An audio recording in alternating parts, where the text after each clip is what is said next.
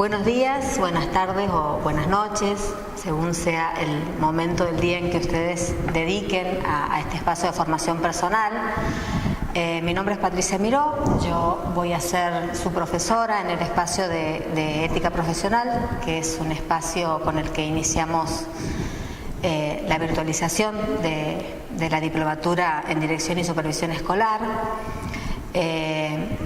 Me gustaría que pudiésemos transitarlo juntos y por eso estoy aquí en este momento para comunicarme con ustedes, para que me conozcan, para que vean quién es la persona que va a estar atrás de su aula y con la que podemos iniciar y transitar estos debates. Realmente, en este momento, en la Argentina actual, pensar un espacio como la ética profesional requiere de nosotros y de ustedes el rescate de conceptualizaciones éticas que están presentes, ya que en todas las currículas de los profesorados está el espacio de ética profesional. Entonces, en principio, no venimos a teorizar acerca de lo que es la ética y la deontología profesional. Queremos crear un espacio en el que podamos discutir acerca del hacer moral del hombre. Por eso retomo unas palabras de Fernando Savater que me parecen tan interesantes para hacerlas propias. La ética no ha venido al mundo para dedicarse a apuntalar ni a sustituir catecismos. Por lo menos no debiera de hacerlo a estas alturas del siglo XX. Pero no estoy nada seguro de que deban evitarse unas primeras consideraciones que tienen que ver con el conocimiento de cuál fue el desarrollo ético en la historia de la humanidad, cómo surge como disciplina filosófica en el pensar del hombre acerca del hombre mismo y cuáles son esas teorías que se han ido construyendo y que nos sirven a nosotros para pensar conceptos tan básicos y tan propios del hacer docente y del hacer humano, como son el poder, la autoridad, la igualdad, la justicia, la administración, las relaciones humanas.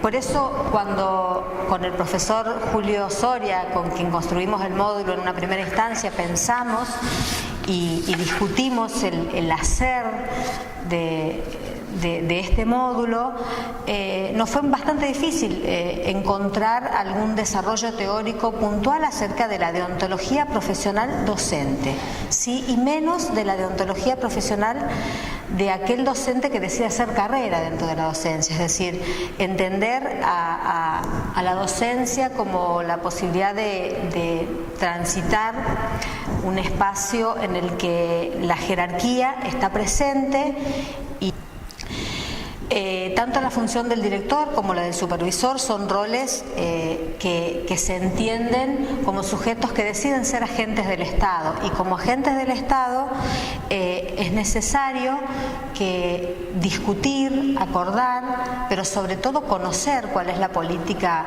educativa de la que somos parte y a la que le tenemos que hacer frente. Entonces es importante hacerlo desde algunos elementos que deben ser sometidos a valoración, que deben ser sometidos a una reflexión ética, digo. Entonces me parece importante también, tomando a Savater, hacer esta distinción entre lo que es el hacer moral y el hacer político.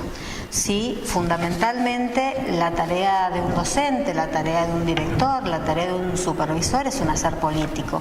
Es un hacer político porque tiene que ver con una perspectiva personal de dar cuenta de lo que es la libertad del otro, de la toma de decisiones, pero pensando que esa toma de decisiones, si fuese un hacer moral, si fuese una cuestión simplemente ética, tendría que ver con lo que yo decido, ¿sí? Cómo decido yo manejar mi libertad y mi vida. Cuando estoy en un hacer con otros, la decisión la tomo por mí y esa decisión recae en otros, en la vida de los alumnos, de los docentes, del sistema educativo, de los ideales que entendemos son parte del ser parte del sistema educativo. Entonces creo que es importante que entendamos esto, dice Savater. Cuando pienso moralmente no tengo más que convencerme a mí. Cuando pienso en la política, es imprescindible que convenza o me deje convencer por otros. Y como en cuestiones políticas no solo se trata de mi vida, como les decía, sino de la armonía de la acción de mi vida con los otros, con otros tiempos, con otras realidades, con otros posicionamientos político-ideológicos, entonces ese hacer es más complejo y requiere sí o sí de dos dimensiones de análisis, consideramos nosotros. Una dimensión que es esta de la que estoy hablando, que es la dimensión política, y una dimensión emocional. Entonces, también creemos importante, particularmente y personalmente lo creo, porque en los últimos 4 módulos en los que hemos transitado el espacio de ética profesional con las diferentes cortes que estuvieron conmigo, creímos importante discutir la cuestión de la igualdad. Ustedes saben que este concepto de igualdad, que está tan asociado al concepto de calidad educativa, está presente en todos. Bueno, está presente particularmente en la Ley Nacional de Educación, pero más que el concepto de igualdad, a mí me parece importante entender y discutir cuál es el concepto de justicia, cuál es la teoría de la justicia que está asociada a este concepto de igualdad. Entonces también hemos incluido una discusión acerca de este concepto tan importante en la propuesta del módulo. Entonces les decía que este módulo, que va a ser totalmente virtual, implica transitar los conceptos de poder, de autoridad, de moral, de éticas, ¿sí? Y cuando digo ética, digo todas esas teorías que sustentan nuestro accionar, ¿sí? Que en algún momento han sido historizadas, han sido teorizadas, pero que nosotros no necesariamente las tenemos que tener presentes, ¿sí? Presentes como teoría, digo. Sí las tenemos presentes como discurso, las tenemos presentes en nuestro accionar, independientemente de que seamos conscientes o no de estas teorías que nos sustentan. Entonces, el espacio de cátedra está organizado en 3 ejes. El primer eje es un eje fundamentalmente filosófico y lo que plantea es la filosofía y el pensamiento ético, es decir, cómo dentro del desarrollo de la filosofía, particularmente de la filosofía griega, se inicia y se desarrolla un pensamiento ético, pasando por todos los periodos y llegando a la actualidad. En una segunda instancia vamos puntualmente a cuáles son las conceptualizaciones que se han desarrollado en relación a esas teorías éticas y tomamos una propuesta de Adriana Arpini, que es una filósofa que discute 4 posicionamientos éticos contemporáneos que nos parecen interesantes para pensar nuestra propia realidad, y un tercer eje que va a discutir la cuestión de la ética y la deontología profesional, ¿sí? Es decir, entender cuáles son esas normas que no están escritas, pero que se sostienen en las normas que sí lo están y que van o que debieran de regir lo que es la profesión del docente, que es una profesión, como dijimos, que es jerárquica, que es selectiva, y que implica un ascenso y un tránsito de jerarquía por la carrera docente. Al ser un espacio totalmente virtual, este es el momento en el que ustedes van a poder discutir conmigo. Vamos a ir transitando por 4 foros de discusión, ¿sí? En el primer foro de discusión, que es el foro de la primera semana, vamos a discutir acerca de lo que es el primer eje, ¿sí? Vamos a ver un video, vamos a pensar la realidad del pensamiento filosófico. En el segundo módulo vamos a discutir acerca de las acciones del hombre, ¿sí? Vamos a diferenciar entre estas acciones, aquellas que son acciones del hombre, acciones humanas. Vamos a entrar un poquito en las teorías éticas y particularmente vamos a hacer un análisis profundo de lo que es la teoría de la justicia de Rawls, a partir del cual vamos a discutir las concepciones de igualdad y todas las otras concepciones, la de poder, la autoridad, la construcción que podamos sostener Esas dos primeras instancias de trabajo van a concluir en el parcial domiciliario, ¿sí? Es decir, ustedes van a discutir y van a analizar en el foro y van a cerrar con una síntesis personal que van a subir en un archivo Word, y ese va a ser el parcial domiciliario.